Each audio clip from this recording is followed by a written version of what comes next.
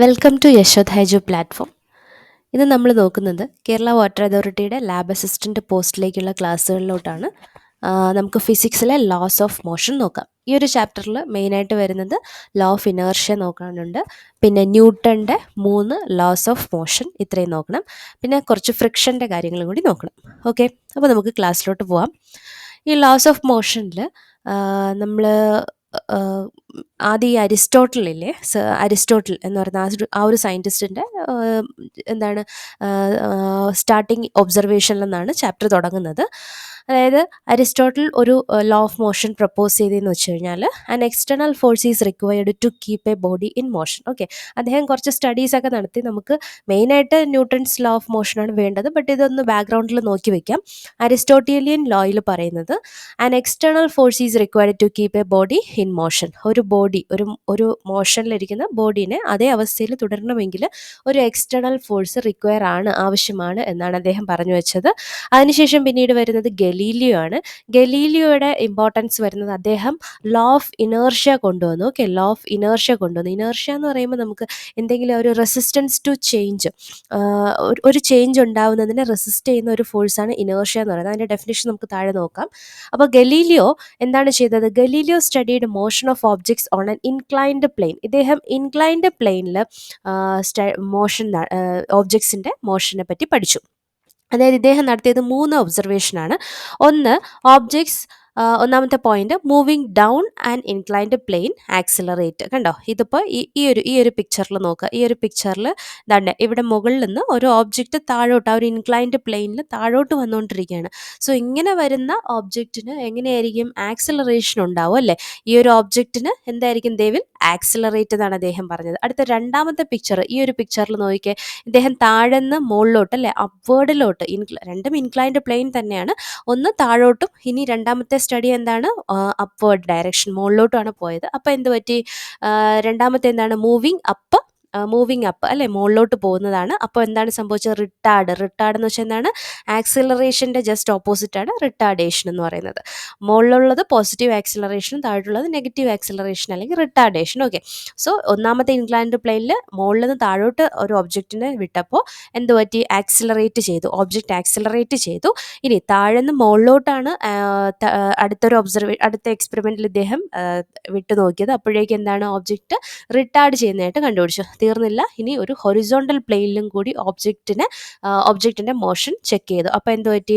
മൂന്നാമത്തേത്, motion on A horizontal plane is N intermediate situation. അപ്പോൾ എന്താണ്? ആക്സലറേഷനും അല്ല റിട്ടാർഡേഷനും അല്ല, ജസ്റ്റ് അതിൻ്റെ ഇൻ്റർമീഡിയറ്റ് സിറ്റുവേഷനിൽ അദ്ദേഹത്തിന് മൂവ്മെൻറ്റ് കാണാൻ കഴിഞ്ഞു.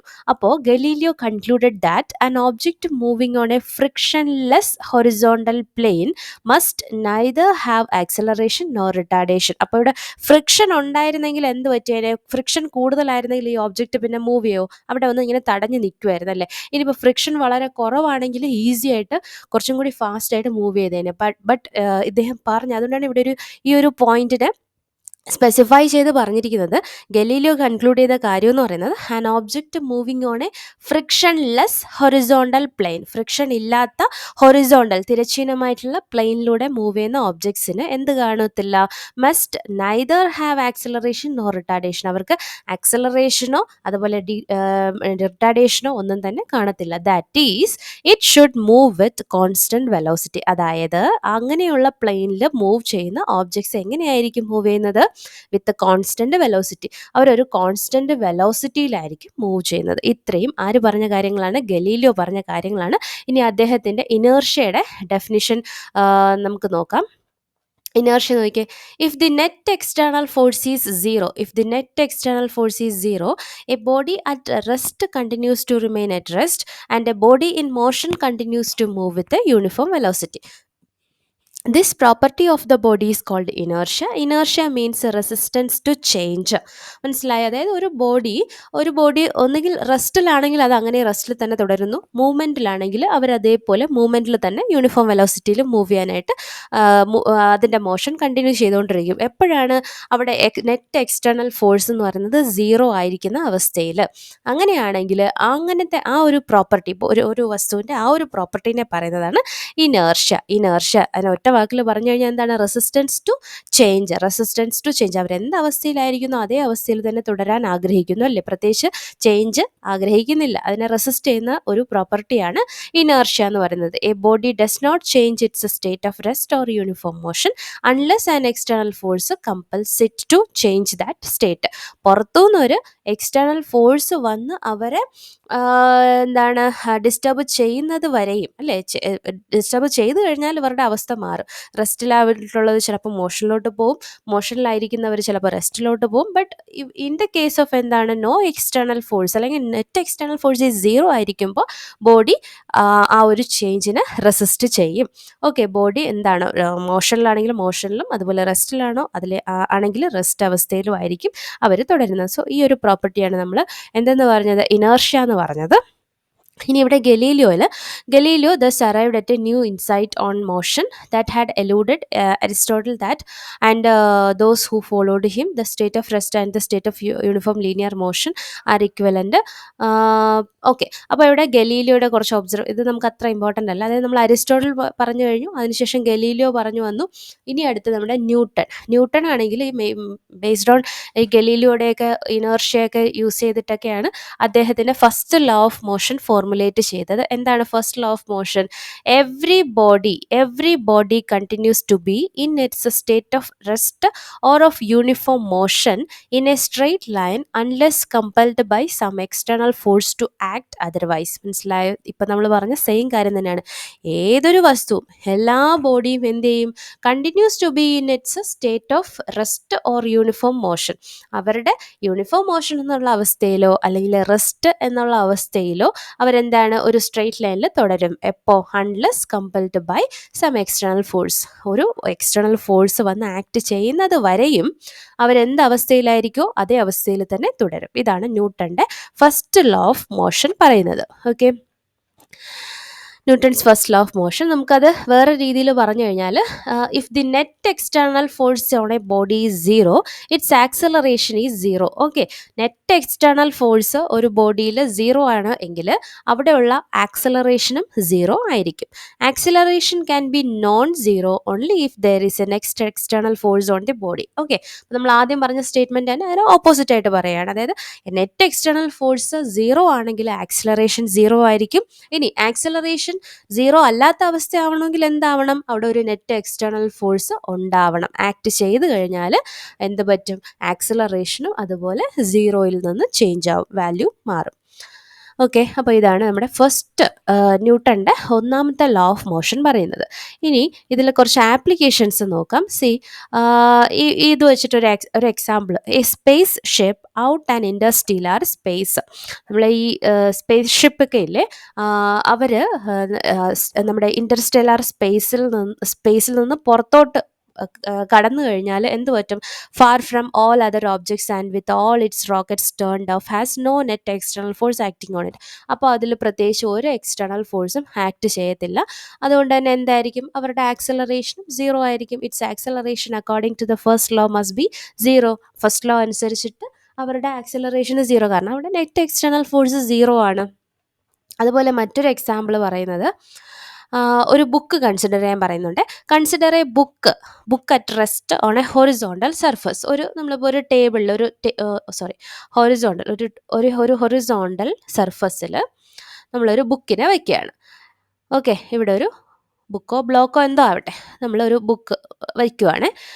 Consider a book at rest on a horizontal surface. It is subjected to two external forces. ഒന്ന്, the force due to gravity, that is its weight W. അല്ലെ, ഈ ഒരു ബുക്കിനൊരു വെയിറ്റ് ഉണ്ടാവുമല്ലേ, അത് നമ്മുടെ താഴോട്ട് ഗ്രാവിറ്റിയുടെ ഫോഴ്സിനനുസരിച്ച് ഈ ഒരു വെയിറ്റ് താഴോട്ട് ആക്ട് ചെയ്യും. അത് ഡൗൺവേർഡ് ആയിരിക്കും ആക്ട് ചെയ്യുന്നത്. എന്താണ്? ഒരു അപ്വേർഡ് ഫോഴ്സ് ഉണ്ടാവും on the book by the table. The normal force ഈ ടേബിൾ എക്സേർട്ട് ചെയ്യുന്ന ഒരു ഫോഴ്സ് മുകളിലോട്ട് ടേബിൾ എക്സേർട്ട് ചെയ്യുന്ന ഒരു നമുക്കൊരു നോർമൽ ഫോഴ്സ് R എന്ന് പറയാം, R എന്നോ N എന്നൊക്കെ പറയാം. ഒരു ഫോഴ്സ് മുകളിലോട്ട് ആക്ട് ചെയ്യും. എന്നിട്ട് ഈ R is a self adjusting force. R എന്ന് പറയുന്നത് നമ്മൾ ഈ ഒരു ബുക്കിൻ്റെ വെയ്റ്റിന് ബാലൻസ് ചെയ്യാൻ വേണ്ടിയിട്ട് നമ്മൾ ടേബിൾ കൊടുക്കുന്ന ഒരു അഡ്ജസ്റ്റിംഗ് ഫോഴ്സ് ആണ്. This is an example of the kind of situation mentioned above. നമ്മൾ നേരത്തെ പറഞ്ഞ ന്യൂട്ടൺസ് ഫസ്റ്റ് ലോ ഓഫ് മോഷൻ്റെ കാര്യത്തിൽ വരുന്ന ഒരു എക്സാമ്പിളാണിത്. കാരണം ഇവിടെ നെറ്റ് എക്സ്റ്റേണൽ ഫോഴ്സ് ഇപ്പോൾ 0 ആവും. എന്തെന്ന് വെച്ചാൽ വെയിറ്റ് താഴോട്ടും അനുഭവപ്പെടും, മുകളിലോട്ട് ടേബിൾ അതിന് ഈക്വൽ ആയിട്ടൊരു ഒരു റെസിസ്റ്റൻസ്, ഒരു ഫോഴ്സ് മുകളിലോട്ടും കൊടുക്കും. സോ അവിടെ നെറ്റ് എക്സ്റ്റേണൽ ഫോഴ്സ് 0 ആവുകയാണ്. അപ്പോൾ ഇവിടെ ആക്സിലറേഷനും 0 ആവുകയാണ്. സോ ബുക്ക് ആ റെസ്റ്റിൽ തന്നെ തുടരും എന്നുള്ളതാണ് പറയുന്നത്. നോക്കിയേ, the forces are not quite known fully but the state of motion is known. We observe that the book is at rest. Therefore we conclude from the first law that the magnitude of R equals to W. ഈ ആറും ഡബ്ല്യുവും equal ആയിരിക്കും. പിന്നെ അതിൽ നിന്നൊരു statement നോക്കിക്കോ. A statement often encountered is since W equal to R forces cancel and therefore the book is at rest. അത് ശരിയാണോ നോക്കിയേ. ഇവിടെ ഒരു സ്റ്റേറ്റ്മെൻറ്റ് അവർ പറയുന്നുണ്ട്. ഡബ്ല്യു നമ്മുടെ വെയ്റ്റിൻ്റെ ഈ ഒരു താഴോട്ട് അനുഭവപ്പെടുന്ന വെയ്റ്റ്, ആ ഫോഴ്സും അതുപോലെ മുകളിലോട്ട് അനുഭവപ്പെടുന്ന ആറും ഈക്വൽ ആയതുകൊണ്ട് W is equal to R, forces cancel, അതുകൊണ്ട് ഈ ഫോഴ്സസ് ക്യാൻസൽ ചെയ്യും. ആൻഡ് ദെയർഫോർ അതുകൊണ്ടാണ് ബുക്ക് റെസ്റ്റിലായിരിക്കുന്നത് എന്ന് പറയുന്നു. ഇതൊരു ഇൻകറക്റ്റ് റീസണിങ് ആണെന്നാണ് ഇവിടെ പറയുന്നത്. അതിൻ്റെ കറക്റ്റ് സ്റ്റേറ്റ്മെൻറ്റ് എന്താണെന്ന് വെച്ചാൽ the correct statement is since the book is observed to be at rest. Okay, ഇതിൻ്റെ കറക്റ്റ് സ്റ്റേറ്റ്മെൻറ്റ് വരാനുള്ളത് ഇങ്ങനെയാണ്. Since the book is observed to be at rest, നമ്മൾ ഒബ്സർവ് ചെയ്യുന്നത് എങ്ങനെയാണ്? ബുക്ക് റെസ്റ്റിലായിരിക്കുന്ന അവസ്ഥയിലാണ് നമ്മൾ ഒബ്സർവ് ചെയ്യുന്നത്. അതുകൊണ്ട് the net external force on it must be 0. അതുകൊണ്ട് അതായത് നമ്മൾ ഒബ്സർവ് ചെയ്യുന്നത് ബുക്ക് എങ്ങനെയാണ്? റെസ്റ്റിലായിരിക്കുന്നു എന്നാണ്. അതുകൊണ്ട് ഇവിടെ ആക്ട് ചെയ്യുന്ന നെറ്റ് എക്സ്റ്റേണൽ ഫോഴ്സും 0 ആകും according to the first law. Okay, first law അനുസരിച്ചിട്ട്. മനസ്സിലായോ? നമ്മൾ ഒബ്സർവ് ചെയ്യുന്നത് എങ്ങനെയാണ്? ഈ ഒരു ഒബ്ജക്റ്റ് റെസ്റ്റിലായിരിക്കുന്ന അവസ്ഥയിലാണ് നമ്മൾ ഒബ്സർവ് ചെയ്യുന്നത്. അതുകൊണ്ട് ഇതിലെ net external force must be 0 അല്ലേ? അത് തീർച്ചയായിട്ടും 0 ആയിരിക്കും according to the first law. This implies that, അതെന്താണ് പറയുന്നത്? This implies that the normal force R must be equal and opposite to the weight W. അങ്ങനെയാണെങ്കിൽ അപ്പോൾ നമ്മൾ ബുക്കിനെ ഒബ്സർവ് ചെയ്ത കാര്യം തൊട്ടാണ് ശരിക്കുള്ള സ്റ്റേറ്റ്മെൻറ്റ് പറഞ്ഞു തുടങ്ങേണ്ടത്. ബുക്ക് ഒബ്സർവ് ചെയ്തത് എങ്ങനെയാണ്? അയാൾ റെസ്റ്റിലായിരിക്കുന്ന അവസ്ഥയിലാണ് നമ്മൾ ഒബ്സർവ് ചെയ്തത്.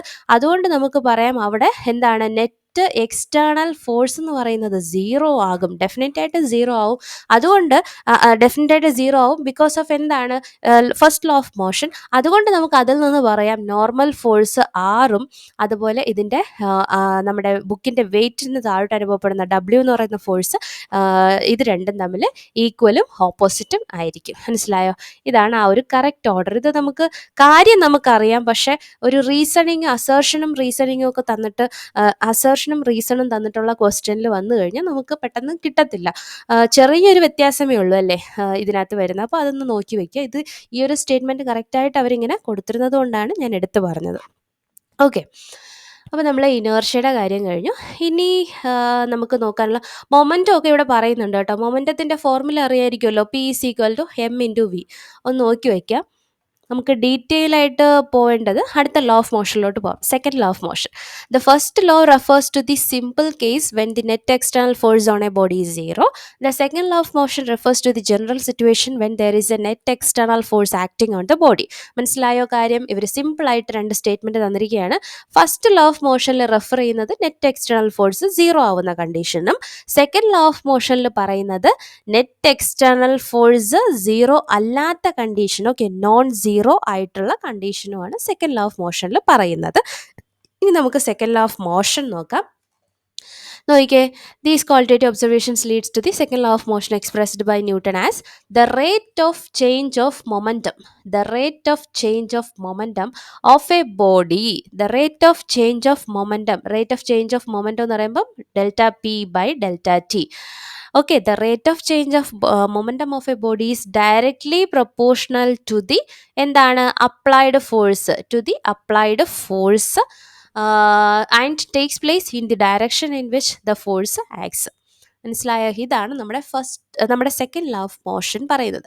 പക്ഷെ നമുക്കിതിൽ ഈ ഒരു എന്താണ് ഇക്വേഷൻ അങ്ങോട്ടും ഇങ്ങോട്ടും ഒക്കെ ഒന്ന് അഡ്ജസ്റ്റ് ചെയ്തിട്ട് നമുക്ക് ലാസ്റ്റ് അതിനെന്താണ് നമ്മുടെ ഇതില്ലേ ഫൈനലി നമുക്കതിനെ ഒന്ന് റെഡിയാക്കി എഴുതാൻ പറ്റും. F is equal to M A. F is equal to M into A. നമ്മൾ സിമ്പിളായിട്ട് F is equal to M into A എന്നാണ് പഠിച്ചിട്ടുള്ളത്.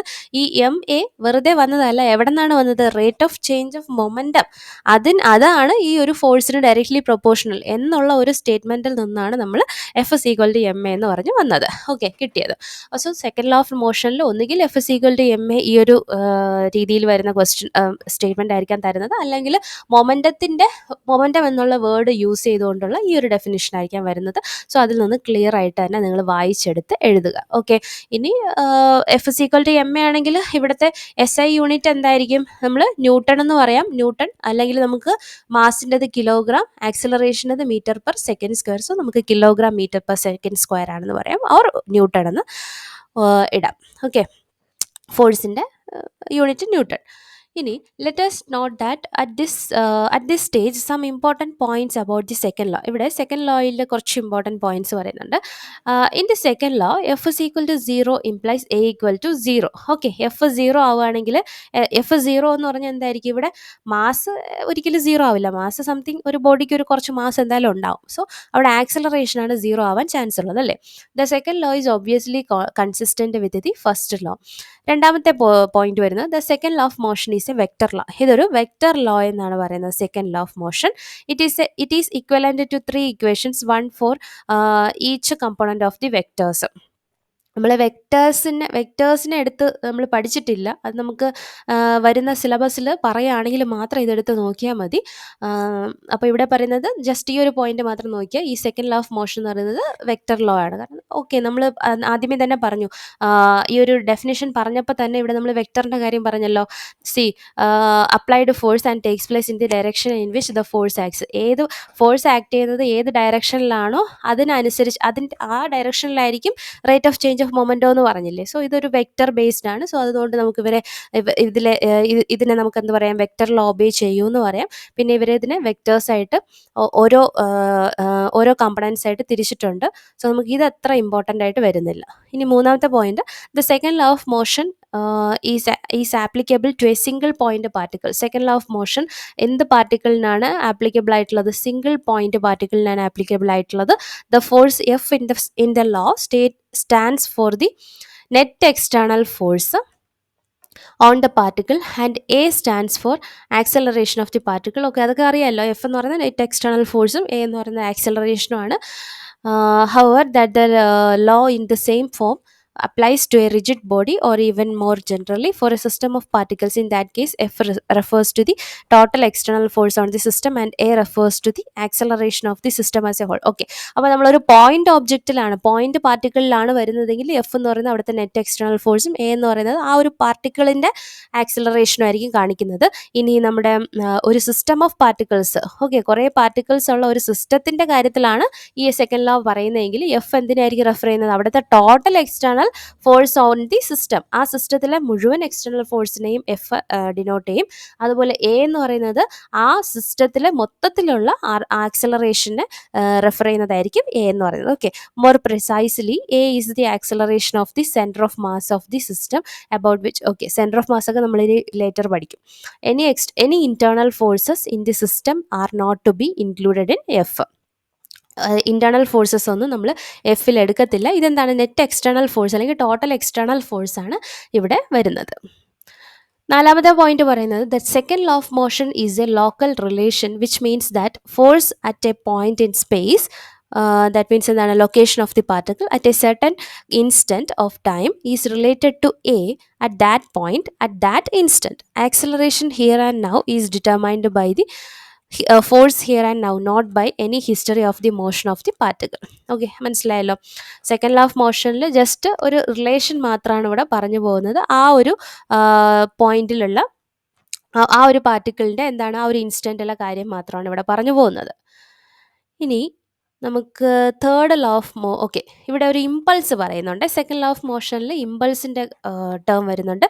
ദ ഇമ്പൾസ് എന്ന് വെച്ചാൽ എന്താണ്? ഫോഴ്സ് ഇൻ ടു ടൈം, അല്ലെങ്കിൽ നമുക്ക് ചേഞ്ച് ഇൻ മൊമെൻറ്റോ എന്ന് പറയാം. ഓക്കെ, നോക്കിക്കേ, the product of force and time which is the change in momentum of the body remains a measurable quantity. This product is called impulse. So impulse എന്ന് പറയുന്നത് ഒന്നുകിൽ force into time, അല്ലെങ്കിൽ എന്താ പറയുക, change in momentum ആണ് impulse എന്ന് പറയുന്നത്. Definition പറഞ്ഞാൽ a large force acting for a short time to produce a finite change in momentum is called an impulsive force. Okay, ഈ ഒരു പ്രോപ്പർട്ടി ഇമ്പൾസും അവിടുത്തെ ആ ഫോഴ്സിനെ ഇമ്പൾസീവ് ഫോഴ്സ് എന്ന് പറയും. ഓക്കെ, അതായത് ഒരു ചെറിയ സമയത്തിനുള്ളിൽ, ഓക്കെ, നമ്മളൊരു ലാർജ് ഫോഴ്സ് ഒരു ചെറിയ ടൈമിൽ കൊണ്ട് ഹിറ്റ് ചെയ്യാണ്, ആക്ട് ചെയ്യാണ്. അപ്പോൾ അവിടെ എന്ത് സംഭവിക്കും? അവിടുത്തെ ആ ഒരു ഓബ്ജക്റ്റിൻ്റെ മൊമെൻറ്റത്തിന് അവിടെ ചേഞ്ച് ഉണ്ടാവുകയാണ്. അങ്ങനെയുള്ള ഫോഴ്സിനെയാണ് നമ്മൾ ഇമ്പൾസീവ് ഫോഴ്സ് എന്ന് പറയുന്നത്. പിന്നെ ഇമ്പൾസ് കണ്ടുപിടിക്കാനുള്ള ഫോർമുല ഫോഴ്സ് ഇൻറ്റു ടൈം അല്ലെങ്കിൽ ചേഞ്ച് ഇൻ മൊമെൻറ്റം. ഇനി Newton's third law of motion എല്ലാവർക്കും അറിയായിരിക്കും. സിമ്പിളായിട്ട് പറഞ്ഞാൽ എന്താണ്? To every action there is always an equal and opposite reaction. എല്ലാ ആക്ഷനും ഈക്വലും ഓപ്പോസിറ്റും ആയിട്ടുള്ള റിയാക്ഷൻ ഉണ്ടാവും. അതാണ് തേർഡ് ലോ ഓഫ് മോഷൻ എന്ന് പറയുന്നത്. Let us note some important points about the third law, particularly in regard to the usage of the terms action and reaction. അപ്പോൾ ഈ to every action there is an equal and opposite reaction എന്നല്ലേ പറഞ്ഞു. So ഇവിടെ ഈ third ലോയിൽ നമുക്ക് action, reaction എന്നുള്ള രണ്ട് terms വരുന്നുണ്ട് അല്ലേ. എന്ത് ചെയ്യുന്നു അത് ആക്ഷൻ, അതിന് തിരിച്ചു വരുന്ന തിരിച്ചൊരു ആക്ഷൻ കിട്ടും, അതിനെ നമ്മൾ റിയാക്ഷൻ എന്ന് പറയും. അത് വെച്ചിട്ടുള്ള കുറച്ച് പോയിന്റ്സ് നോക്കുക. ഒന്ന്, the terms action and reaction in the third law mean nothing else but force. ഈ ആക്ഷനും റിയാക്ഷനും എന്താണ്? ജസ്റ്റ് ഫോഴ്സ് തന്നെയാണ്. Using different terms four the same physical concept can sometimes B confusing. A simple and clear way of stating the third law is as follows. അപ്പോൾ ഇവർ ആക്ഷനും റിയാക്ഷനും എന്ന് പറയുന്നത് force തന്നെയാണ്. അതുകൊണ്ട് അവർ വേറൊരു രീതിയിലും ഈ ഒരു ലോയിനെ പറയാൻ പോവുകയാണ്. എങ്ങനെയാണ്? Forces always occur in pairs. Forces എപ്പോഴും പെയറായിട്ടായിരിക്കും ആക്ട് ചെയ്യുന്നത്. Force on a body A by B is equal and opposite to the force on the body B by A. നമ്മൾ നേരത്തെ പറഞ്ഞ സെയിം സാധനം, ആക്ഷൻ റിയാക്ഷനെ അവർ എയും ബിയും ആയിട്ട് വെച്ച് പറഞ്ഞിരിക്കുന്നതേ ഉള്ളൂ. രണ്ടാമത്തെ point, the terms action and reaction in the third law may give A wrong impression that action comes before A reaction. Okay, നമ്മൾ ആക്ഷനും റിയാക്ഷനും എന്ന് പറയുമ്പോഴത്തേക്കും പെട്ടെന്ന് നമുക്ക് വരുന്ന എന്താണ്? റിയാക്ഷൻ എപ്പോഴും റിയാക്ഷൻ്റെ മുമ്പേ ആയിരിക്കും ആക്ഷൻ വരുന്നത്. എന്നാൽ action comes before reaction. Reaction രണ്ടാമതും ആക്ഷൻ ആദ്യവും വരുന്നു എന്നാണ് നമ്മൾ മനസ്സിലാക്കുന്നത്. That is action is the cause and reaction is the effect. Okay, അതായത് നമ്മൾ ആദ്യത്തേത് രണ്ടാമത്തേത് അങ്ങനെയല്ല ഇവിടെ ശരിക്കും വരുന്നത്. നമ്മൾ എന്തെങ്കിലും ഒരു സംഭവം നടക്കാൻ വേണ്ടിയുള്ള ഒരു കാരണം ഉണ്ടാവുമല്ലോ, ആ കോസാണ് നമ്മൾ ആക്ഷൻ എന്ന് പറയുന്നത്. അതിൻ്റെ ഇഫക്റ്റ് ആണ്, അതിൻ്റെ ഒരു കോസ് ചെയ്യുമ്പോൾ അതിൻ്റെ ഇഫക്റ്റ് എന്താണോ അതിനെയാണ് റിയാക്ഷൻ എന്ന് പറയുന്നത്. There is no cause effect relation implied in the third law. The force on A by B and the force on B by A act at the same instant. By the same reasoning, any one of them may be called action and the other reaction. മനസ്സിലായോ? അതായത് ഇവിടെ നമ്മൾ പറഞ്ഞില്ലേ, എപ്പോഴും action കഴിഞ്ഞതിന് ശേഷമേ reaction വരുള്ളൂ എന്ന് നമ്മൾ ഒരു റോങ് ആയിട്ട് മനസ്സിൽ വിചാരിച്ചു വെച്ചിട്ടുണ്ട്. ബട്ട് അങ്ങനെയല്ല. അതായത് ആക്ഷനും റിയാക്ഷനും എന്നുള്ളത് എന്താണ്? എക്ക് ഒരു force, the force on A by B, ഒരു ബി കാരണം ഒരു ഫോഴ്സ് എയിൽ വരുന്നതും അതുപോലെ എ കാരണം ഒരു ഫോഴ്സ് ബിയിൽ വരുന്നതും എല്ലാം ഈക്വലും ഓപ്പോസിറ്റും തന്നെയാണ്. ഓക്കെ, സോ നമുക്ക് ഇവിടെ നമുക്ക് ബി ആക്ഷനും മറ്റേത് എ റിയാക്ഷനും എന്ന് പറഞ്ഞു കഴിഞ്ഞാൽ നമ്മൾ തിരിച്ചു പറയുമ്പോൾ എ ആക്ഷനും ബി റിയാക്ഷനും എന്ന് പറയേണ്ടി വരും. മനസ്സിലായോ? സോ നമുക്ക് ഒരിക്കലും ആക്ഷൻ കഴിഞ്ഞിട്ടാണ് റിയാക്ഷൻ വരുന്നത്. അതുകൊണ്ട് ഇപ്പോൾ നമ്മൾ ഈ ബിയുടെ എയുടെയും കാര്യം പറഞ്ഞപ്പോൾ ബി ഓൾവേസ് ആക്ഷനും എ ഓൾവേസ് റിയാക്ഷനും ഒന്നും അല്ല. നമ്മൾ തിരിച്ചു പറഞ്ഞു കഴിഞ്ഞാൽ എന്താവും? എ ആക്ഷനും ബി റിയാക്ഷനും ആവും. മനസ്സിലായോ? സോ അതാണ് ഇവിടെ പറയുന്നത്. ആ ഒരു തെറ്റായിട്ടുള്ള ഒരു റോങ് കാര്യങ്ങൾ എന്താണ് നമ്മൾ പറഞ്ഞ എന്താണ്? റോങ് ഇംപ്രഷൻ എടുത്ത് പറഞ്ഞതേ ഉള്ളൂ. ബട്ട് ഇത് വാലിഡ് ആയിട്ടുള്ള ഒരു പോയിന്റ് ആണ്. എന്തെന്ന് വെച്ചാൽ നമുക്ക് നമ്മളെ PSC ക്വസ്റ്റ്യനിൽ ഇപ്പോൾ മാറി വരുന്ന എങ്ങനെയാണ്? MCQ മാത്രമല്ല, നമുക്ക് സ്റ്റേറ്റ്മെൻറ്റ് വൈസ് ക്വസ്റ്റ്യൻസ് ഒക്കെ വരുന്നുണ്ട്. സോ ഇങ്ങനത്തേതൊക്കെ നമുക്ക് പ്രതീക്ഷിക്കാം. ഓക്കെ, അടുത്ത പോയിന്റ് വരുന്നത് action and reaction forces act on different bodies not on the same body. ആക്ഷനും റിയാക്ഷനും ഒരേ ബോഡിയിലല്ല ആക്ട് ചെയ്യുന്നത്, not on the same body, ഒരേ ബോഡിയിലല്ല ഡിഫറെൻറ്റ് ബോഡീസിലാണ് ഈ രണ്ട് ഫോഴ്സസും ആക്ട് ചെയ്യുന്നത്. Consider a pair of bodies a and b. നമ്മൾ എയും ബിയും എന്ന് പറഞ്ഞ രണ്ട് ബോഡീസ് എടുക്കുകയാണ്. According to the third law അനുസരിച്ച് നമുക്ക് പറയാം എഫ് എ ബി എന്ന് പറയുന്നത് ഈസ് ഈക്വൽ ടു ചേഞ്ച് നമ്മുടെ ഇതില്ലേ എന്താണ് ഓപ്പോസിറ്റ് റിയാക്ഷനിലേ നടക്കുന്നത്. സോ ഇവിടുത്തെ സൈൻ ചേഞ്ച് ആവും. സോ ഇവിടെ മൈനസ് എഫ് ബി എ. എന്താണ് ഇവിടെ സംഭവിക്കുന്നത്? എ ബി എന്ന് പറയുമ്പോൾ force on A by B. Okay, force on A by B is equal to minus of force on B by A. മനസ്സിലായോ? So അവിടെ ഒരു പെയർ ആയിട്ടാണ് ആക്ഷൻ റിയാക്ഷൻ ഫോഴ്സസും വരുന്നത്. പിന്നെ thus if we are considering the motion of any one body A or B, any one of the two forces is relevant. It is an error to add up the two forces and claim that the net force is zero. ഇനി നമുക്ക് നോക്കാനുള്ളത് conservation of momentum. The second and third laws of motion leads to the important consequence the law of conservation of momentum. ഈ second ലോയിൽ നിന്നും third ലോയിൽ നിന്നും ഉരുത്തിരിഞ്ഞു വന്നതാണ് law of conservation of momentum എന്നുള്ള concept. Thus in an isolated system, that is a system with no external force. ഒരു isolated system consider ചെയ്യുകയാണ്. അതിനകത്ത് എന്താണ്, അതായത് നോ എക്സ്റ്റേണൽ ഫോഴ്സ് സീറോ ആയിരിക്കുന്ന ഒരു സിസ്റ്റം കൺസിഡർ ചെയ്യുന്നു. അപ്പോൾ mutual forces between pairs of particles in the system can cause momentum change in individual particles. But since the mutual forces for each pair are equal and opposite, the momentum changes cancel in pairs and the total momentum remains unchanged. This fact is known as the law of conservation of momentum. ഇവിടെ momentum conserve ചെയ്യുന്നു. Total momentum, ഒരു whole system നമ്മൾ എടുത്താലും അവിടുത്തെ total momentum എന്തായിരിക്കും? Change ആവുന്നില്ല. ഈ ഒരു കോൺസെപ്റ്റാണ് ലോ ഓഫ് കൺസർവേഷൻ ഓഫ് മൊമെൻറ്റത്തിൽ വരുന്നത്. ഇനി ഇതിലൊരു പോയിന്റ് നോക്കുക. The total momentum of an isolated system of interacting particles is conserved. നമുക്ക് ഇങ്ങനെയും പറയാം അല്ലേ? ദർ ഈസ് നോ എന്താണ് ടോട്ടൽ ഇവിടെ നമ്മൾ പറഞ്ഞത് ടോട്ടൽ മൊമെൻറ്റം റിമൈൻസ് അൺചേഞ്ച്ഡ് എന്നാണ് നമ്മൾ പറഞ്ഞത്. ഇതൊരു സിസ്റ്റം ഓഫ് പാർട്ടിക്കിൾസിന് വെച്ചിട്ട് പറയുമ്പോൾ എങ്ങനെയാണ് ഒരു ഡെഫിനിഷൻ കൊടുത്തിരിക്കുന്നത്? The total momentum of an isolated system of interacting particles is conserved എന്ന് നമുക്ക് പറയാമല്ലോ. അവിടെ വേറെ ചേഞ്ച് ഒന്നും വരാതെ അതിനെ കൺസർവ് ചെയ്ത് വെച്ചിരിക്കുന്നു എന്ന് നമുക്ക് പറയാം. ഇനി നമ്മൾ നേരെ പോകുന്നത് ഇമ്പോർട്ടൻ്റ് ആയിട്ട് വരുന്നത് കോമൺ ഫോഴ്സസ് ഇൻ മെക്കാനിക്സ്. ഇതിൽ വരുന്ന മറ്റ് കോമൺ ഫോഴ്സസ്, അതിൽ ഇമ്പോർട്ടൻ്റ് ആയിട്ടുള്ളത് ഫ്രിക്ഷൻ ആണ്. ഓക്കെ, ഫ്രിക്ഷനിൽ നമുക്ക് സ്റ്റാറ്റിക് ഫ്രിക്ഷനും അതുപോലെ കൈനറ്റിക് അല്ലെങ്കിൽ സ്ലൈഡിങ് ഫ്രിക്ഷൻ, പിന്നെ റോളിംഗ് ഫ്രിക്ഷനാണ് നോക്കാനുള്ളത്. അപ്പോൾ ഇതിലെ ഈ സ്റ്റാറ്റിക് ഫ്രിക്ഷൻ ഈ ഒരു ഇമേജിൽ നിന്ന് തന്നെ നമുക്ക് ഈസി ആയിട്ട് പഠിച്ചു പോകാം. ഒരു ടേബിളിൽ ഒരു ബ്ലോക്ക് വെച്ചിട്ടുണ്ട്. ഓക്കെ, ഈ ബ്ലോക്കിന് നമ്മളെ എന്താണ് ചലിപ്പിക്കാൻ വേണ്ടിയിട്ട് നമ്മളൊരു ഫോഴ്സ് ഒരു ഫോഴ്സ് എഫ് നമ്മൾ അങ്ങോട്ട് ആക്ട് ചെയ്യാണ്. അപ്പോൾ ഇങ്ങനെ ഒരു ഫോഴ്സ് അങ്ങോട്ട് കൊടുക്കുമ്പോൾ ഈ ഇരിക്കുന്ന ഒരു ബോഡി എന്താണ് ആ ഒരു ബോഡി മൂവ് ചെയ്യാത്ത രീതിയിൽ, അല്ലെങ്കിൽ നമ്മൾ കൊടുത്ത ഫോഴ്സിനെ സീറോ ആക്കാൻ വേണ്ടിയിട്ട് ഒരു ഫോഴ്സ് ഈ ടേബിളിൽ കൂടി എന്താണ് പാരലായിട്ട് ഓപ്പോസിറ്റ് ഡയറക്ഷനിൽ വരും. ഇതിനെയാണ് നമ്മൾ ഫ്രിക്ഷണൽ ഫോഴ്സ് എന്ന് പറയുന്നത്. ഇതിപ്പം എന്താണ് ഒബ്ജക്റ്റിന് മോഷനൊന്നും ഇല്ലാത്തതുകൊണ്ട് നമ്മളിതിനെ സ്റ്റാറ്റിക് ഫ്രിക്ഷൻ എന്ന് പറയാം. ഓക്കെ, അതേസമയം നമ്മൾ മൂവിങ് കണ്ടീഷനിലാണെങ്കിൽ നമ്മൾ അതിനെ പറയുന്നത് കൈനറ്റിക് ഫ്രിക്ഷൻ എഫ് കെ അല്ലെങ്കിൽ സ്ലൈഡിങ് ഫ്രിക്ഷൻ എന്നാണ് പറയുന്നത്. സ്റ്റാറ്റിക് ആൻഡ് സ്ലൈഡിങ് ഫ്രിക്ഷൻ ആണ് നമ്മൾ നോക്കുന്നത്. സ്റ്റാറ്റിക് ഫ്രിക്ഷനെയാണ് നമ്മൾ എഫ് എസ് എന്നും സ്ലൈഡിങ് ഫ്രിക്ഷൻ അല്ലെങ്കിൽ കൈനറ്റിക് ഫ്രിക്ഷനെയാണ് നമ്മൾ എഫ് കെ എന്നും ഡിനോട്ട് ചെയ്യുന്നത്. ഒന്നാമത്തേത് സ്റ്റാറ്റിക് ഫ്രിക്ഷൻ നോക്കാം. Impending motion of the body is opposed by static friction. നമ്മൾ ഈ കൊടുത്ത ഫോഴ്സ് കൊണ്ടുള്ള ആ ഒരു മോഷൻ ഇല്ലേ, ഉണ്ടാവേണ്ട മോഷൻ, അതിനെ ഒപ്പോസ് ചെയ്തുകൊണ്ട് ആക്ട് ചെയ്യുന്നതാണ് സ്റ്റാറ്റിക് ഫ്രിക്ഷൻ.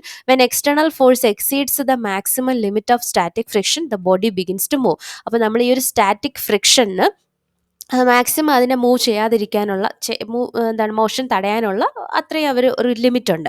ആ ലിമിറ്റ് കഴിഞ്ഞാൽ ആ ലിമിറ്റിനേക്കാളും കൂടുതൽ എക്സ്റ്റേണൽ ഫോഴ്സ് നമ്മൾ അപ്ലൈ ചെയ്ത് കഴിഞ്ഞാൽ എന്ത് ചെയ്യും? ബോഡി മൂവ് ചെയ്യാൻ ആരംഭിക്കും. Body begins to move. അടുത്ത രണ്ടാമത്തെ പിക്ചറിൽ once the body is in motion, body മൂവ്മെൻറ്റിലാണെങ്കിൽ ഇറ്റ് ഈസ് സബ്ജക്റ്റ് ടു എന്താണ് സ്ലൈഡിങ് ഓർ കൈനറ്റിക് ഫ്രിക്ഷൻ. അപ്പോൾ അവിടെ ആക്ട് ചെയ്യുന്നത് സ്ലൈഡിങ് അല്ലെങ്കിൽ കൈനറ്റിക് ഫ്രിക്ഷൻ ആണ്, which opposes relative motion between the two surfaces in contact. അവിടെയും ഈ രണ്ട് നമ്മൾ കൊടുത്ത അപ്ലൈഡ് ഫോഴ്സിനനുസരിച്ചാണ് ബോഡി മൂവ് ചെയ്തുകൊണ്ടിരിക്കുന്നത്. അപ്പോൾ ആ ബോഡിയും അതുപോലെ ആ സർഫസും തമ്മിലുള്ള ഈ മോഷൻ എന്ത് ചെയ്യാനായിട്ട് ഒപ്പോസ് ചെയ്യുന്ന രീതിയിലായിരിക്കും ഇവിടെ ഉണ്ടാവുന്ന കൈനറ്റിക് ഫ്രിക്ഷൻ അല്ലെങ്കിൽ സ്ലൈഡിങ് ഫ്രിക്ഷൻ ആക്ട് ചെയ്യുന്നത്. ഒരു ഇമ്പോർട്ടൻറ്റ് പോയിന്റ് നോക്കി വയ്ക്കുക. Kinetic friction is usually less than the maximum value of static friction. നമ്മളൊരു സ്റ്റാറ്റിക് ഫ്രിക്ഷൻ്റെ ഒരു മാക്സിമം വാല്യൂ പറഞ്ഞില്ലേ, അതിനേക്കാളും കൂടുതൽ വാല്യൂ കൊടുക്കുമ്പോഴാണ് നമ്മൾ ബോഡി മൂവ് ചെയ്യുന്നതെന്ന് പറഞ്ഞു. അപ്പോൾ ആ ഒരു മാക്സിമം വാല്യൂ ഓഫ് സ്റ്റാറ്റിക് ഫ്രിക്ഷനേക്കാൾ യൂഷ്വലി കുറവായിരിക്കും കൈനറ്റിക് ഫ്രിക്ഷൻ്റെ വാല്യൂ. ഓക്കെ, ഇനി ഇതിലെ കുറച്ച് പോയിന്റ്സ് നോക്കാനുള്ളത് നോക്കിക്കേ. Note that static friction does not exist by itself. Static friction fs ഒരിക്കലും അത് മാത്രമായിട്ട് എക്സിസ്റ്റ് ചെയ്യത്തില്ല. when there is no applied force there is no static friction. applied force ഒന്നും ഇല്ലെങ്കിൽ അവിടെ static friction ഉണ്ടാവുന്നില്ല. it comes into play the moment there is an applied force. എപ്പോഴാണ് ഒരു ഫോഴ്സ് അപ്ലൈ ചെയ്യുന്നത് ആ സമയത്താണ് ഈ സ്റ്റാറ്റിക് ഫ്രിക്ഷനും എറൈസ് ആവുന്നത്. as the applied force F increases, Fs also increases, remaining equal and opposite to the applied force up to a certain limit, keeping the body at rest. മനസ്സിലായോ? നമ്മൾ ഒരു external force കൊടുക്കുമ്പോൾ അതിന് equal ആയിട്ട് opposite ആയിട്ട് എന്തുണ്ടാവും, എന്തവിടെ arise ആവും? Fs, static friction arise ആവും. വൺസ് ആ ഒരു ലിമിറ്റ് കഴിഞ്ഞാൽ പിന്നെ ആ ഒരു ലിമിറ്റ് വരെ ബോഡി അങ്ങനെ റെസ്റ്റിൽ തന്നെ കീപ്പ് ചെയ്യാൻ പറ്റും. അത് കഴിഞ്ഞാൽ പിന്നെ മൂവ്മെന്റിലോട്ട് പോകും. Hence it is called static friction അല്ലേ. അപ്പോൾ അത് നമ്മൾ ആ ഒരു ബോഡീനെ അതിൻ്റെ റെസ്റ്റ് അവസ്ഥയിൽ തന്നെ കീപ്പ് ചെയ്യുന്നത് കൊണ്ട് തന്നെ നമുക്കിതിന് ഈ ഫ്രിക്ഷനെ സ്റ്റാറ്റിക് ഫ്രിക്ഷൻ എന്ന് പറയാം. Static friction opposes impending motion. Static friction എന്താണ്? സ്റ്റാറ്റിക് ഫ്രിക്ഷൻ എപ്പോഴും ഇംപെൻഡിങ് മോഷനെ ഒപ്പോസ് ചെയ്യും. ആ ടേം ഇംപെൻഡിങ് മോഷൻ എന്താണെന്ന് താഴെ പറയുന്നുണ്ട്. The term impending motion means motion that would take place but not actually take place under the applied force if friction were absent. friction absent ആവുമ്പോൾ friction ഇല്ല എന്നുള്ള അവസ്ഥയിലാണെങ്കിൽ നമ്മൾ ഈ അപ്ലൈഡ് ഫോഴ്സ് ഇല്ലേ, കൊടുക്കുന്ന ഫോഴ്സിനനുസരിച്ച് ഉണ്ടാവുന്ന ഒരു ചെറിയൊരു മോഷൻ, അതിനെയാണ് നമ്മൾ ഇംപെൻഡിങ് മോഷൻ എന്ന് പറയുന്നത്. അടുത്ത് ഇതിനൊരു ഇക്വേഷനും കൂടി ഒന്ന് നോക്കി വയ്ക്കുക. നമ്മൾ ഈ എഫ് എസ് മാക്സ് എന്ന് പറയുന്നത് മ്യൂ എസ് ഇൻറ്റു എൻ ആണ്. നമ്മളൊരു മാക്സിമം ഇത് പറഞ്ഞല്ലോ, എന്താണ് നമ്മളെ ഇത് എന്താണ് സ്റ്റാറ്റിക് ഫ്രിക്ഷൻ, അത് വെച്ചിട്ടുള്ള ഒരു ഫോർമുലയാണ് f S max is equal to mu S into n. പിന്നെ ഇവിടെ നോക്കേണ്ടത് it is found experimentally that the limiting value of static friction, ഈ സ്റ്റാറ്റിക് ഫ്രിക്ഷൻ്റെ ലിമിറ്റിംഗ് വാല്യൂ തന്നെയാണ് എഫ് എസ് മാക്സ് എന്ന് ഡിനോട്ട് ചെയ്തത്. Which is independent of the area of contact. Important ആണ്. Which is independent of the area of contact and varies with the normal force n. അപ്പോൾ ഇത് നമ്മുടെ എന്തിനാണ് normal force എന്ന് വെച്ചാൽ ഇപ്പോൾ ഒരു ഓബ്ജക്റ്റ് നമ്മളിങ്ങനെ വെച്ചിരിക്കുകയാണ്. ഒബ്ജക്റ്റിൻ്റെ വെയിറ്റ് താഴോട്ട് mg താഴോട്ട് ഗ്രാവിറ്റേഷണൽ ഫോഴ്സസ് ആയിട്ട് താഴോട്ട് ആക്ട് ചെയ്യും. പിന്നെ അപ്വേർഡ് ഡയറക്ഷനിൽ വരുന്നതാണ് നമ്മളെ നോർമൽ, നമ്മൾ ആർ എന്നോ അല്ലെങ്കിൽ എൻ എന്നൊക്കെ ഡിനോട്ട് ചെയ്യുന്നത് മുകളിലോട്ട് അപ്വേർഡ് ഡയറക്ഷനിൽ പോകുന്ന ഫോഴ്സാണ് നോർമൽ ഫോഴ്സ്. സോ ഒന്നാമത് പറഞ്ഞ എന്താണ്, എഫ് എസ് മാക്സ് എന്ന് പറയുന്നത് ഇൻഡിപെൻഡൻറ്റ് ഓഫ് ഏരിയ ഓഫ് കോണ്ടാക്റ്റും അതുപോലെ ഇതിന് വേരിയേഷൻ വരുന്നത് എങ്ങനെയാണ്, വിത്ത് ദി നോർമൽ ഫോഴ്സ് എന്നും. അപ്പോൾ അതിനെ നമുക്കൊരു ഇക്വേഷൻ കൊടുക്കാം. F S max is equal to mu S into N. Mu S എന്ന് പറയുന്നത് ഒരു കോൺസ്റ്റന്റ് ഓഫ് പ്രൊപ്പോർഷണാലിറ്റി ആണ്. പിന്നെ ഇത് എന്തിനെ ഡിപ്പെൻഡ് ചെയ്യുന്നത്, depending only on the nature of surfaces in contact. ആ കോണ്ടാക്റ്റിൽ വരുന്ന സർഫസുകളുടെ നേച്ചറിനെ മാത്രം ഡിപ്പെൻഡ് ചെയ്യുന്ന ഒരു കോൺസ്റ്റന്റ് ആണ് മ്യൂ എസ് എന്ന് പറയുന്നത്. അതിനെ വിളിക്കാൻ നമുക്ക് എന്ത് പേരിട്ട് വിളിക്കാം, coefficient of static friction. Coefficient of static friction. ഇനി the law of static friction may be thus written as. ഈ ലോ ഓഫ് സ്റ്റാറ്റിക് ഫ്രിക്ഷനെ നമുക്ക് എങ്ങനെ എഴുതാം, f s is less than or equal to mu S into n. അപ്പോൾ law of static friction എന്തെന്ന് ചോദിച്ചു കഴിഞ്ഞാൽ ഇതാണ്, f s is less than or equal to mu S into n. Okay. പിന്നെ അടുത്തത് frictional force that opposes relative motion between surfaces in contact is called kinetic or sliding friction and is denoted by f k. Kinetic friction like static friction is found to be independent of the area of contact. മറ്റേതുപോലെ തന്നെ ഇവരും area of കോണ്ടാക്ടിന് independent ആയിട്ടാണ് f കെയും act ചെയ്യുന്നത്. Further it is nearly independent of the velocity. പിന്നെ ഇവർ നമ്മൾ ഇൻഡിപെൻഡൻ്റ് ഓഫ് ഏരിയ ഓഫ് കോണ്ടാക്റ്റും അതുപോലെ വെലോസിറ്റിക്കും ഏറെക്കുറെ ഇൻഡിപെൻഡൻ്റ് ആണ്. It satisfies A law similar to that for static friction. നമ്മൾ static friction f s equal to mu S into n എന്ന് പറഞ്ഞതുപോലെ ഇവിടെ നമുക്ക് f k is equal to mu k into n എന്ന് ഡിനോട്ട് ചെയ്യാം. ഇവിടുത്തെ mu k എന്താണ്, നമ്മൾ കോഎഫിഷ്യന്റ് ഓഫ് കൈനറ്റിക് ഫ്രിക്ഷൻ, ഇവിടുത്തെ കോഎഫിഷ്യന്റ് ആണ് മ്യൂ കെ എന്ന് പറയുന്നത്. ഇനി ഇവിടെ നോക്കാനുള്ളത് when relative motion has begun the acceleration of the body according to the second law is F minus F K by M. Okay. അപ്പം നമ്മൾ ബോഡി മൂവ് ചെയ്യാൻ ആരംഭിച്ചു കഴിഞ്ഞാൽ, മൂവ് ചെയ്യുന്നതിന് മുന്നേ വരെ സ്റ്റാറ്റിക് ഫ്രിക്ഷൻ എഫ് എസ് ആണ് ആക്ട് ചെയ്യുന്നത്. മൂവ് ചെയ്ത് തുടങ്ങിയാൽ പിന്നെ എന്തായിരിക്കും, എഫ് കെ ആണ് അവിടെ ആക്ട് ചെയ്യുന്നത്. അപ്പോൾ നമുക്കറിയാം F is equal to M A എന്ന് നമ്മൾ സെക്കൻഡ് ലോയിൽ പഠിച്ചിട്ടുണ്ടല്ലേ. സോ ഇവിടെ നമുക്ക് ആക്സലറേഷൻ കണ്ടുപിടിക്കാനായിട്ട് എന്ത് ചെയ്യാം, എഫ് ബൈ എം. ഇവിടുത്തെ ഫോഴ്സ് ബോഡി മൂവ് ചെയ്യാൻ തുടങ്ങി കഴിഞ്ഞാൽ ഇവിടുത്തെ ഫോഴ്സ് എന്തായിരിക്കും, എഫ് മൈനസ് നമ്മുടെ ആ ഫ്രിക്ഷണൽ ഫോഴ്സ് ഒന്ന് മൈനസ് ചെയ്യുക, divided by m. F minus minus F K by m. ഇതൊക്കെ നമുക്ക് പ്രോബ്ലത്തിലായിരിക്കും ആവശ്യമായിട്ട് വരുന്നത്. For a body moving with constant velocity, constant വെലോസിറ്റിയിൽ മൂവ് ചെയ്യുന്ന ബോഡി ആണെങ്കിൽ f is equal to f k. If the applied force on the body is removed, applied force remove ചെയ്ത് കഴിഞ്ഞാൽ എന്തായിരിക്കും, ഈ ഒരു എഫ് ഇല്ല, എഫ് സീറോ അല്ലേ, നമ്മൾ റിമൂവ് ചെയ്ത് കഴിഞ്ഞാൽ its acceleration is minus F K by M. Okay, minus F K by M, minus F K by M, and it eventually comes to a stop. ഇനി നോക്കാം റോളിംഗ് ഫ്രിക്ഷൻ. റോളിംഗ് ഫ്രിക്ഷൻ എന്താണ്? The frictional force that comes into play when one body is actually rolling over the surface of the other body is called rolling friction. ഒരു സർഫസിലൂടെ മറ്റൊരു body എന്ത് ചെയ്യണം, role ചെയ്ത് പോവുകയാണെങ്കിൽ അവിടെ act ചെയ്യുന്ന ഫ്രിക്ഷണൽ ഫോഴ്സിനെയാണ് നമ്മൾ റോളിംഗ് ഫ്രിക്ഷൻ എന്ന് പറയുന്നത്. അപ്പോൾ ഇവിടെ ഇമ്പോർട്ടൻ്റ് ആയിട്ടുള്ള പോയിന്റ് വരുന്നത്, to keep the body rolling, ഒരു ബോഡിയെ റോൾ ചെയ്യുന്ന അവസ്ഥ തുടരണമെങ്കിൽ some applied force is needed, ചെറിയൊരു അപ്ലൈഡ് ഫോഴ്സ് അവിടെ ആവശ്യമാണ്. ഫോർ ദി സെയിം വെയിറ്റ്, ഒരേ വെയിറ്റിലുള്ള വസ്തുക്കൾക്ക് റോളിംഗ് ഫ്രിക്ഷനും സ്റ്റാറ്റിക് ഫ്രിക്ഷനും സ്ലൈഡിംഗ് ഫ്രിക്ഷനും എങ്ങനെയായിരിക്കും നോക്കാം. For the same weight rolling friction is much smaller than static or sliding friction. Static ഫ്രിക്ഷനെയോ അതുപോലെ സ്ലൈഡിംഗ് ഫ്രിക്ഷനേക്കാളും കുറവ് ഫ്രിക്ഷൻ മതി എന്തിന്, റോളിംഗ് ഫ്രിക്ഷൻ. ഓക്കെ, കുറവായിരിക്കും റോളിംഗ് ഫ്രിക്ഷൻ എന്നാണ് പറയുന്നത്. പിന്നെ അതിൻ്റെ ബേസിലാണ് നമ്മൾ ഈ നമ്മുടെ ഇതില്ലേ വെഹിക്കിൾസിലെ വീൽസിൻ്റെയൊക്കെ ഡിസ്കവറി വരുന്നത്. അപ്പോൾ കുറച്ച് ആപ്ലിക്കേഷൻസ് നോക്കാം. ഈ ഫ്രിക്ഷൻ്റെയൊക്കെ ആപ്ലിക്കേഷൻ വരുന്നത് എവിടെയാണ്? ലൂബ്രിക്കൻസ് ആയിട്ട് നമ്മൾ യൂസ് ചെയ്യത്തില്ലേ. Lubricants are a way of reducing kinetic friction in a machine. ഒരു മെഷീനിലെ കൈനറ്റിക് ഫ്രിക്ഷൻ കുറയ്ക്കാൻ വേണ്ടിയിട്ടാണ് നമ്മൾ എന്ത് ചെയ്യുന്നത്, ലൂബ്രിക്കൻസ് യൂസ് ചെയ്യുന്നത്. അതുപോലെ another way is to use ball bearings between two moving parts of a machine. ഒരു മെഷീൻ്റെ രണ്ട് മൂവിങ് പാർട്ടുകൾ തമ്മിലുള്ള എന്താണ് ഫ്രിക്ഷൻ കുറയ്ക്കാൻ വേണ്ടിയിട്ട് ബോൾ ബെയറിങ്സ് യൂസ് ചെയ്യുന്നുണ്ട്. ഇതൊക്കെ ആപ്ലിക്കേഷൻസ് ആണ്. അതുപോലെ നമ്മൾ ബ്രേക്ക് യൂസ് ചെയ്യത്തില്ലേ, മെഷീൻസിലും ഓട്ടോമൊബൈൽസിലും ഒക്കെ യൂസ് ചെയ്യുന്ന ബ്രേക്സ്, അതും ഈ ഫ്രിക്ഷൻ്റെയൊക്കെ ആപ്ലിക്കേഷനാണ്. Static friction is important in daily life. Static friction important ആണ് ഡെയിലി ലൈഫിൽ. We are able to walk because of friction. നമുക്ക് നടക്കാൻ പറ്റുന്നത് ഫ്രിക്ഷൻ ഉള്ളത് കൊണ്ടല്ലേ, അല്ലെങ്കിൽ നമ്മൾ വഴുതി വീഴത്തില്ലായിരുന്നോ. It is impossible for a car to move on a very slippery road, അല്ലേ, ഒരു സ്ലിപ്പറി റോഡിൽ കൂടെ കാറിനൊന്നും മൂവ് ചെയ്യാൻ പറ്റത്തില്ല, അതിന് ഫ്രിക്ഷൻ വേണം. On an ordinary road the friction between the tyre and the road provides the necessary external force to accelerate the car.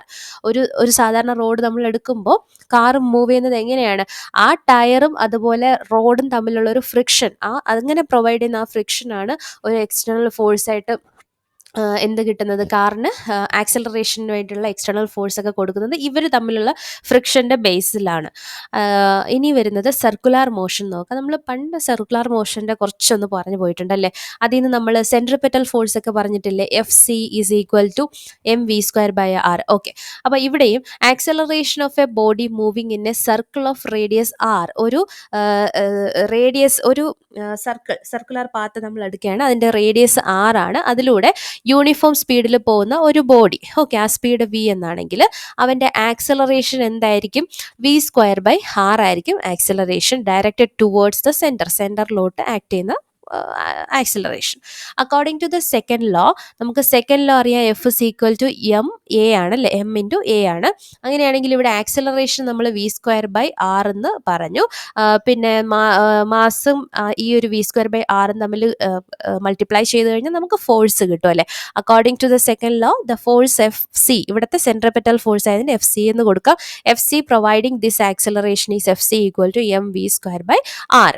Fc equal to mv square by r, where m is the mass of the body. This force directed towards the center is called centripetal force. Okay, അപ്പോൾ ഇങ്ങനെ ഒരു ഇവിടെ act ചെയ്യുന്ന force ഏതാണ്, centripetal force ആണ്.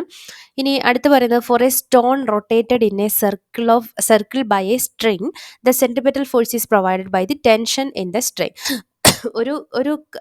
നമ്മളൊരു എന്താണ് കല്ലിനെ ഒരു കയറിൽ കെട്ടിയിട്ട് എന്താണ് നമ്മൾ സർക്കുലർ മോഷനിൽ അതിനെ ചുറ്റുവാണെങ്കിൽ അവിടെ സെൻട്രിപെറ്റൽ ഫോഴ്സ് പ്രൊവൈഡ് ചെയ്യുന്നത് ആരായിരിക്കും, by the tension in the string. ഈ സ്ട്രിങ്ങിലൂടെയുള്ള ടെൻഷൻ ആയിരിക്കും ആവശ്യത്തിനുള്ള സെൻട്രിപെറ്റൽ ഫോഴ്സ് പ്രൊവൈഡ് ചെയ്യുന്നത്.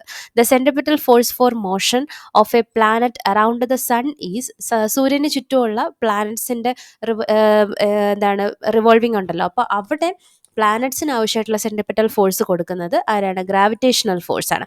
Gravitational force on the planet due to the sun. ഇനി for a car taking a circular turn on a horizontal road, the centripetal force is the force of friction. ഒരു car ഒരു circular turn അല്ലെ, ഒരു വളവിൽ വളയ്ക്കുമ്പോൾ ഒരു horizontal റോഡിൽ ഇങ്ങനെ circular turn എടുക്കുന്ന സമയത്ത് ആവശ്യത്തിനുള്ള സെൻട്രിപിറ്റൽ ഫോഴ്സ് കൊടുക്കുന്നത് ആരാണ്? അവിടുത്തെ ഫോഴ്സ് ഓഫ് ഫ്രിക്ഷൻ ആണ്. ഇനി the circular motion of a car on a flat and banked road give interesting application of the laws of motion. ഇപ്പം നമ്മൾ പഠിച്ച ലോസ് ഓഫ് മോഷൻ്റെ ആപ്ലിക്കേഷനിൽ വരുന്നതാണ് ഒരു കാറ് ഒരു കർവിൻ്റെ അവിടെ എത്തുമ്പോഴത്തേക്കും വളയ്ക്കുന്നത്. അതിപ്പോൾ ലെവൽ റോഡിലായാലും അതുപോലെ ഇത് കണ്ട ഒരു ബാങ്ക്ഡ് റോഡിലും വരുന്നത്. ബാങ്ക്ഡ് റോഡ് എന്ന് പറയുമ്പോൾ നമ്മൾ ഈ സ്കിഡിങ് ഒക്കെ ഒഴിവാക്കാൻ വേണ്ടിയിട്ട് നമ്മുടെ റോഡിൻ്റെ ഔട്ടർ എഡ്ജിനെ ഇച്ചിരി ഒന്ന് ഹൈറ്റിലാക്കി വെക്കും. ഓക്കെ, അതാണ് നമ്മുടെ എന്തോന്ന് ഇന്നർ എഡ്ജിനേക്കാളും റേസ്ഡ് എന്തായിരിക്കും, കുറച്ചും കൂടി ഉയരത്തിലായിരിക്കും ഔട്ടർ എഡ്ജ് വരുന്നത്. അതിനാണ് നമ്മൾ ബാങ്കിങ് ഓഫ് റോഡ് എന്ന് പറയുന്നത്. ഓക്കെ, അപ്പോൾ ഈ രണ്ട് എന്താണ് കണ്ടീഷനിലും അവിടെ നമ്മൾ ന്യൂട്ടൺസ് ലോ ഓഫ് മോഷനൊക്കെ ആപ്ലിക്കബിൾ ആണ്. സോ അതിനെ ബേസ് ചെയ്ത് നമുക്കിപ്പോൾ motion of a car on A level road ഇങ്ങനെ വരുമ്പോൾ ഈ ഒരു സർക്കുലർ മോഷനിൽ പോകുമ്പോൾ എന്താണ് ആവശ്യത്തിനുള്ള വെലോസിറ്റി എത്രയാണ്, അതായത് വേറെ സ്കിഡിങ് ഒന്നും ഇല്ലാണ്ട് സേഫ് ആയിട്ടുള്ള സ്പീഡ് എത്രയാണെന്ന് നോക്കാം. There is a maximum speed of circular motion of the car possible, namely V max is equal to root of mu S into R G. Okay, V max is equal to root of mu S into R G. ഇവിടെ mu S വന്നത് കണ്ട നമ്മുടെ coefficient of static friction. Okay, ഇതെല്ലാം വരുന്നത് നമ്മുടെ Newton's law of motion അല്ലേ. So അതിൽ നിന്നാണ് നമ്മൾ ഇതിൻ്റെ ആപ്ലിക്കേഷനായിട്ട് പറഞ്ഞത്. ഇത് ഇങ്ങനെ വരുമ്പോഴത്തേക്കും നമുക്ക് ലെവൽ റോഡിലുള്ള ഒരു കാറിൻ്റെ ആ ഒരു ടേണിങ്ങിന് ആവശ്യമായിട്ടുള്ള സ്പീഡ് നമുക്ക് കണ്ടുപിടിക്കാൻ പറ്റും. V max is equal to root of mu S into R G. പിന്നെ അടുത്തത് അതുപോലെ നമ്മുടെ motion of a car on a banked road. നേരത്തെ പറഞ്ഞ ബാങ്ക്ഡ് റോഡിലാണെങ്കിൽ അവിടുത്തെ maximum possible speed of a car on a banked road is greater than that on a flat road. നമ്മൾ flat റോഡിനേക്കാളും കൂടുതൽ സ്പീഡായിരിക്കും ഏതിൽ, ഈ ബാങ്ക്ഡ് റോഡിൽ. അതിൻ്റെ വാല്യൂ എന്ന് പറയുന്നത്, ഇക്വേഷൻ എന്ന് പറയുന്നത് V zero is equal to R G tan theta raise to half. അതായത് നമുക്ക് പറയാം root of R G tan theta. Okay, root of R G tan theta ഇത് തന്നെയാണ്. ഒന്നുകിൽ റൂട്ട് കൊടുക്കുക അല്ലെങ്കിൽ റൂട്ട് ഒഴിവാക്കിയിട്ട് മുകളിൽ ഒരു ഹാഫ് കൊടുക്കുക. At this speed, frictional force is not needed at all to provide the necessary centripetal force. Driving at this speed on a banked road will cause a little wear and tear of the tires. Okay, ടയേഴ്സിൻ്റെ wear and tear കുറയ്ക്കാനായിട്ട് ഈ ഒരു speed help ചെയ്യും. The same equation also tells you that for v is less than v0, frictional force will be up the slope, and that a car can be parked only if tan theta is less than or equal to mu s. പിന്നെ ഇവിടെ നമ്മൾ ഈ മറ്റേ level റോഡിൻ്റെ കാര്യം പറഞ്ഞപ്പോൾ അവിടുത്തെ ഫ്രിക്ഷൻ, note that it is a static friction that provides a centripetal acceleration. അവിടെ നമ്മൾ മ്യൂ എസ് കൊടുക്കാൻ കാര്യം എന്താണ്, അവിടെ സ്റ്റാറ്റിക് ഫ്രിക്ഷനാണ് ലെവൽ റോഡിൽ എന്താണ് സെൻട്രിപെറ്റൽ ആക്സലറേഷൻ പ്രൊവൈഡ് ചെയ്യുന്നത്. Static friction opposes the impending motion of the car moving away from the circle. അവിടെ നിന്നാണ് നമ്മൾ V max is equal to root of mu S R G എന്നുള്ള ഫോർമുല വന്നത്. അടുത്ത നമ്മുടെ ബാങ്ക്ഡ് റോഡിലാണെങ്കിൽ V zero is equal to root of R G tan theta. ഇവിടെ R റേഡിയസും ജി ആക്സലറേഷൻ ഡ്യൂ ടു ഗ്രാവിറ്റിയും. ഇനി ഇവിടെ ഈ ഒരു ചാപ്റ്ററിൽ ലാസ്റ്റ് വരുമ്പോൾ കുറച്ച് ആക്ഷൻ റിയാക്ഷൻ പെയേഴ്സ് ഒക്കെ പറഞ്ഞു പോകുന്നുണ്ട്. ജസ്റ്റ് നിങ്ങളത് വായിച്ചെടുത്താൽ മതി. See the force on the floor by the system ആക്ഷനും the force on the system by the floor റിയാക്ഷനും. ഒരു ഫ്ലോറിൽ എന്താണ് സിസ്റ്റം, കുറച്ച് സിസ്റ്റം ഫ്ലോറിലോട്ട് ആക്ട് ചെയ്യുന്ന ഫോഴ്സിനെ നമ്മൾ ആക്ഷൻ എന്ന് പറഞ്ഞു കഴിഞ്ഞാൽ ആ സിസ്റ്റത്തിലോട്ട് ഫോഴ്സ് കൊടുക്കുന്നത് റിയാക്ഷൻ. സോ ഇതുപോലത്തെ കുറച്ച് എക്സാമ്പിൾസ് ഒക്കെ ഇവിടെ പറയുന്നുണ്ട്. ജസ്റ്റ് ഇതൊന്ന് വായിച്ചു വയ്ക്കുക. അപ്പോൾ നമ്മുടെ ഈ ഒരു ചാപ്റ്റർ കഴിഞ്ഞിട്ടുണ്ട്. നമ്മൾ കൂടുതൽ ഡീറ്റെയിൽസ് പറഞ്ഞതിൽ കൂടുതലായിട്ടുള്ള കാര്യങ്ങളൊക്കെ ഈ ടെക്സ്റ്റ് ബുക്കിലുണ്ടാവും. സോ എല്ലാം ഒന്ന് വായിച്ചെടുക്കുക. ഇമ്പോർട്ടൻറ്റ് കാര്യങ്ങൾ മാത്രമേ നമ്മളിപ്പോൾ പറഞ്ഞു പോയിട്ടുള്ളൂ. ഓക്കെ, അപ്പോൾ ഇത്രയൊക്കെയാണ്. എല്ലാവരും നന്നായിട്ടിരുന്ന് പഠിക്കുക. Thank you.